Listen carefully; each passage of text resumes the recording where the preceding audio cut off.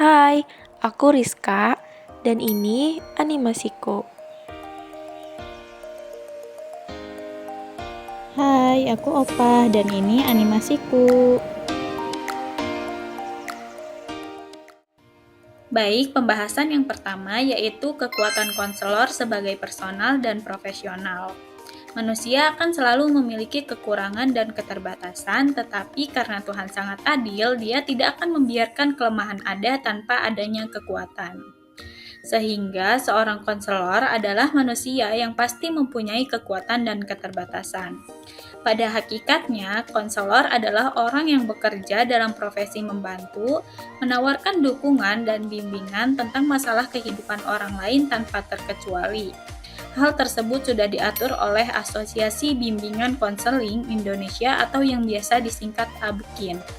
Konselor juga harus memiliki berbagai kemampuan intelektual karena terlibat dengan klien dan harus memahami perilaku pribadi konseli yang beragam. Sangat penting bagi konselor memiliki pendirian untuk menghargai keragaman dalam segala bentuknya.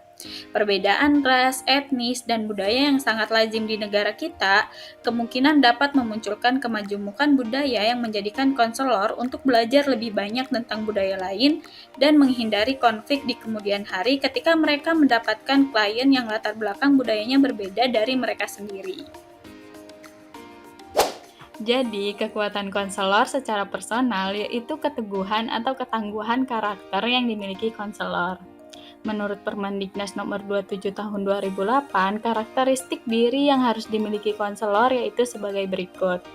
Yang pertama, iman kepada Tuhan Yang Maha Esa, karena itu adalah landasan kehidupan yang utama. Yang kedua, harus memiliki banyak empati dan mampu memberikan dukungan atau support system bagi orang lain untuk terus tumbuh dan berkembang. Yang ketiga, konselor harus memiliki kepribadian yang mantap, yang tahan terhadap perubahan, kuat secara intelektual, dapat dipercaya, ramah, dan toleran terhadap latar belakang sosial budaya yang berbeda-beda. Dan yang terakhir, menunjukkan keterampilan kerja yang unggul, yang berarti bahwa konselor mendasarkan pekerjaan mereka pada tindakan inovatif, produktif, kreatif, dan cerdas. Selanjutnya, kekuatan konselor secara profesional yaitu yang pertama kemampuan untuk menjaga kerahasiaan. Seperti yang dinyatakan dalam kode etik yang disusun oleh ABKIN untuk bimbingan dan konseling, salah satu kekuatan konselor adalah kemampuan mereka untuk menangani hubungan klien, penyimpanan dan penggunaan informasi, serta pemberian layanan. Yang kedua, melihat permasalahan dari berbagai aspek.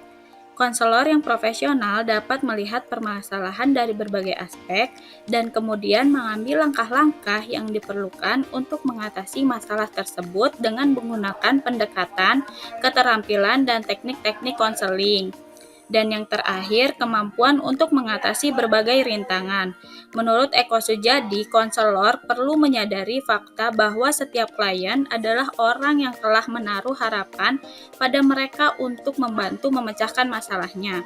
Dengan demikian, sangat penting bagi konselor untuk menyambut klien dengan kehangatan dan menumbuhkan keadaan yang terbuka. Pembahasan selanjutnya yaitu peluang konselor sebagai personal dan profesional. Untuk mengubah tantangan menjadi peluang, konselor harus terus berusaha mengembangkan diri dengan mempelajari keterampilan baru yang selaras dengan kebutuhan individu saat ini. Kemampuan atau keterampilan yang harus dimiliki oleh konselor yaitu salah satunya kompetensi budaya. Agar konselor dapat bekerja secara efektif dengan berbagai budaya, mereka harus belajar menjadi konselor atau mediator yang responsif terhadap budaya. Konselor sekolah harus berlatih untuk mengasah kompetensi budaya dan kemampuan lintas budaya mereka, mengingat keragaman yang ada begitu banyak di antara siswa saat ini. Konselor sekolah juga harus mempunyai pengetahuan, sikap, dan keterampilan secara efektif dalam bekerja dengan keragaman yang ada, serta dapat membentuk sekolah yang responsif terhadap budaya. Keterampilan penting berikutnya adalah pengetahuan tentang teknologi. Teknologi tidak diragukan lagi merupakan bagian dari kehidupan kita dan akan berdampak pada profesi dalam berbagai cara. Dalam penggunaan teknologi untuk membantu program layanan konseling di sekolah, konselor dapat lebih meningkatkan pengembangan profesional mereka dengan memahami cara menggunakan teknologi dalam program konseling sekolah.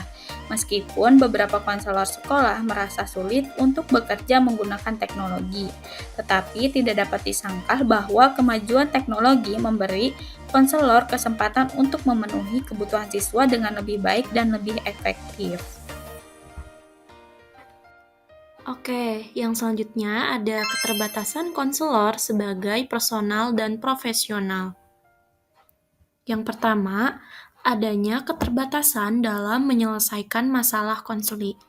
Dalam hal ini, karena masalah konseli yang beragam dan terkadang permasalahan yang berat, terkadang konselor tidak mempunyai kompetensi yang mumpuni sehingga ada istilah alih tangan kasus. Yang kedua, keterbatasan dalam menahan diri akan masalah yang ditangani. Dalam beberapa permasalahan, konselor terkadang ikut terbawa suasana ke dalam masalah konseli.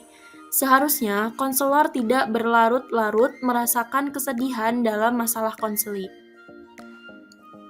Ketiga, keterbatasan dalam mengerti keadaan konseli. Dalam hal ini, disebabkan oleh adanya beribu-ribu keberagaman karakter konseli sehingga terkadang konselor kesulitan memahami konselinya. Selanjutnya yang keempat, terpaku hanya pada satu penyelesaian. Konselor harus menyadari bahwa konseli mempunyai karakteristik yang berbeda, sehingga cara penyelesaian masalah pun harus berbeda juga. Lalu, selanjutnya sikap dan sifat yang harus dimiliki oleh konselor dalam keterbatasan personal dan profesional tadi. Menurut Farozin 2008, sikap profesional yang harus dimiliki konselor yaitu sebagai berikut.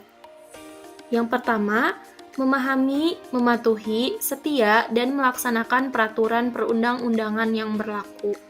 Yang kedua, mengikuti asosiasi bimbingan dan konseling atau ABKIN dengan cara terdaftar sebagai anggota dan mempertahankan nama baik.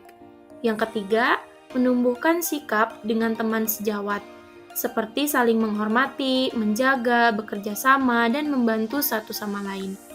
Selanjutnya, sikap terhadap konseli.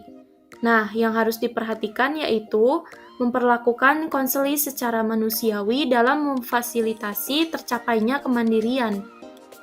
Nah, selain itu ada juga nih sifat yang harus dimiliki oleh seorang konselor dalam keterbatasan personal dan profesional. Yang pertama, perilaku yang etis. Maksudnya, konselor harus secara etis merahasiakan informasi konseli yang bersifat pribadi. Yang kedua, kemampuan intelektual. Dalam hal ini, konselor harus mempunyai kemampuan intelektual yang mumpuni, karena konselor dituntut untuk bisa menghubungkan kejadian sekarang dengan kejadian masa lalu konseli. Yang ketiga, keluasan atau flexibility. Nah, hubungan dalam konseling yang bersifat pribadi mempunyai ciri yang terbuka. Oleh karena itu, konselor dituntut untuk tidak bersifat kaku dengan langkah-langkah tertentu.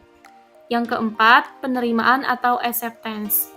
Nah, seorang konseli kan datang kepada konselor dengan penuh harapan, kebimbangannya, serta kecemasan. Oleh karena itu, konselor harus bisa dapat menerima konselinya. Nah, selanjutnya ada nih beberapa cara untuk mengembangkan potensi diri seorang konselor dalam keterbatasan personal dan profesional. Yang pertama, tentunya mengenal diri sendiri terlebih dahulu. Konselor sejatinya harus selesai terlebih dahulu dengan dirinya sebelum nantinya berhadapan dengan berbagai macam permasalahan konseli dan karakteristik konseli yang berbeda-beda. Yang kedua, kenali kelebihan dan kekurangan diri. Jika ada kelebihan, konselor sebaiknya mempertahankan kelebihan itu atau meningkatkan kelebihan itu. Nah, jika kekurangan, konselor harus dapat menutupi bagaimana caranya kekurangan itu tidak terlihat. Yang ketiga, open-minded terhadap kritik dan saran.